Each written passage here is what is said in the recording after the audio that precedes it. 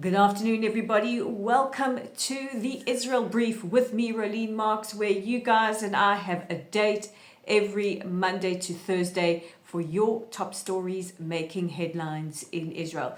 Thank you, everybody, for your wonderful wishes, your get well wishes yesterday. Yeah, I wasn't feeling so great, but it is amazing what a good night's rest and a lot of medication will do for you. So thank you, guys. It is Thursday, which means I will be announcing your Mench and Moron of the week, as well as taking your audience question. And a reminder to you that if you do have a question, please pop it in the comments section below or be in touch with us via our website. So while I am joined by a new neighborhood dog, keeping me company throughout this broadcast, it is day 538. Let's take a look at those top stories. And we go, teeth back in. I just can't get it right. Let me try again. We go again to the Gaza Strip, where protests against Hamas are continuing. Now, what is interesting is that for the first time we have heard comment from Hamas saying that it is the protests are against Israel, which I find very confusing, seeing that the protesters are chanting out Hamas. So I don't know where they get Israel in that mix, but I think if you've lied for now almost 18 months about your casualty figures and a variety of different issues, hey, what is one more? Meanwhile, the Fatah representatives have called on Hamas to step aside, saying to them that they need to listen to the will of the people. In other news regarding Gaza, a pilot program is going to be tried. This is an Israeli-headed program which will see 100 Palestinians taken from Gaza to Indonesia, where they can work in the construction field, and this will be done through the IDF's COGAT unit. That is the unit responsible for the coordination of Gaza and the territories. Meanwhile, Hamas has confirmed that their spokesperson was killed in an IDF airstrike. A short while ago, 2 missiles fired from the Houthis in Yemen towards central Israel, where I am, setting off sirens from about Jerusalem right up to Tel Aviv. These were intercepted by our air defense array, and some of the debris actually landed in Hebron, which is just south of Jerusalem, large chunks of these missiles. Meanwhile, at least 150 Houthis have been killed as US airstrikes continue on Houthi targets. Now, the Houthis said yesterday that they had sent a swarm of drones to attack central Israel, and I guess we're still waiting for those drones. Meanwhile, it's actually not a laughing matter, because I think it is now every single day that we have had to run to our shelters as a result of Houthi missiles. And today was the first time they fired not 1, but 2 ballistic missiles towards Israel. The IDF has confirmed striking a Hezbollah Radwan commander, Ahmad Bajaj, a leader of the Radwan battalion and responsible for many terror attacks against Israelis and Israeli forces, was eliminated by the IDF.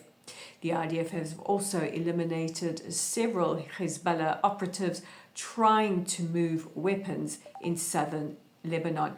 That is in clear violation of UN Resolution 1701, which clearly states that Hezbollah are not only just to stay north of the Litani River, they are also to demilitarize. And finally, it's a short news day today, and finally, Israel has reportedly expressed support for a UAE proposal. This is a United Arab Emirates proposal to invest and reconstruct the Gaza Strip. The UAE are also said to play a key part, according to Lebanese daily Al Akbar, in trying to convince Egypt to take a certain amount of Palestinian immigrants in exchange for financial support from the United States. So those are our top stories today. It has been quite a thin news day, which if you know me, you know I worry about these things. It means that something big is coming down the pike.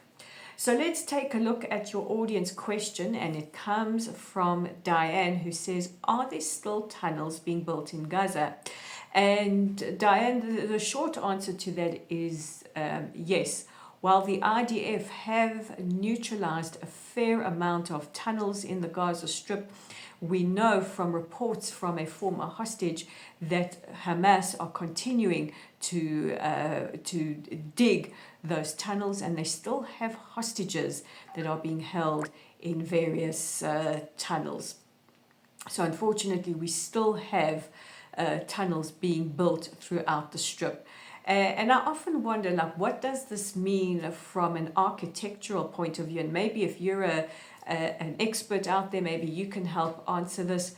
Surely, with all this digging underground, surely it poses a grave danger to the buildings on top, because essentially they could eventually all collapse in. Very, very difficult. And you can kind of understand the rationale behind trying to move civilians out of the Strip and create like a clean playing field in order to rebuild. So, Diane, I hope that answers your question. And finally, the moment we are all waiting for, who is this week's Mench and who is this week's Moron? So we always like to start with the Moron. And the morons this week are all those people in Hollywood, on university campuses, those social justice warriors, those media personalities, everybody who has been marching in the streets, calling Israel a terrorist state and calling for a ceasefire and quite frankly leveling the blame solely on Israel. Well, they have had nothing to say about the protests in the Gaza Strip. In fact, they have been eerily quiet. Now, of course, in Israel, we are still skeptical. We're viewing these protests with a lot of cautious optimism. We want to see what they mean, how long they're going to last, how sincere they are. For Israelis, it's very, very difficult to reconcile some of the images of civilians in Gaza attacking on the 7th of October and also celebrating at the hostage release ceremonies. We want to know just how sincere they are about getting rid of Hamas. However, I have seen some Palestinian peace activists, and yes, there are some who are very, very sincere about these protests. So we're watching to see what they mean. We're watching to see if they're not some kind of Hamas red herring. But at the end of the day, we are seeing images of Palestinians taking to the street at great risk to themselves, chanting for Hamas to get out. And all of those who signaled their virtue are silent. And now for the Mench of the week, and he is the captain of the Israeli soccer/football team. I call him Captain Fantastic. He is the first Ethiopian Israeli to hold the captaincy. His name is Eli Dassa, and in a press conference just before Israel played Norway for a World Cup qualifier, which unfortunately we lost, one of the press was quite aggressive towards him, asking him questions like with quite a hostile tone, and the captain said in very clear English, he says, first of all, I'd be surprised if any of you can find Gaza on a map, and second of all, we have hostages being held captive. Hostages are being held in the absolute gates of hell. We have 59 hostages still held captive. That is what we should be talking about. And I hope that something like this never happens to you. And if it happens to you, then you can come and talk to me about it. So some strong words from Captain Fantastic Ellie Dassa, who is our Mench of the week. So that's it from me for today. It seems like talking brings back the lurgy, which maybe is the universe's way of telling me to shut up. But before I shut up for the weekend, don't forget to check out our website at www.layoftheland.online, our Facebook page at Lottle site. If you haven't already joined our community, please give us a follow and a like. Let's grow it. We are on YouTube right here at the Israel Brief. If you like our content, please hit that red subscribe button and hey, invite a friend or two. We are on X at Lay of the Land 5, on LinkedIn at Rolene Marks, and on Instagram at Rolene_Marks. So guys, God bless you all. I want to wish you a wonderful weekend. Shabbat Shalom, and I will see you again on Monday. Bye for now.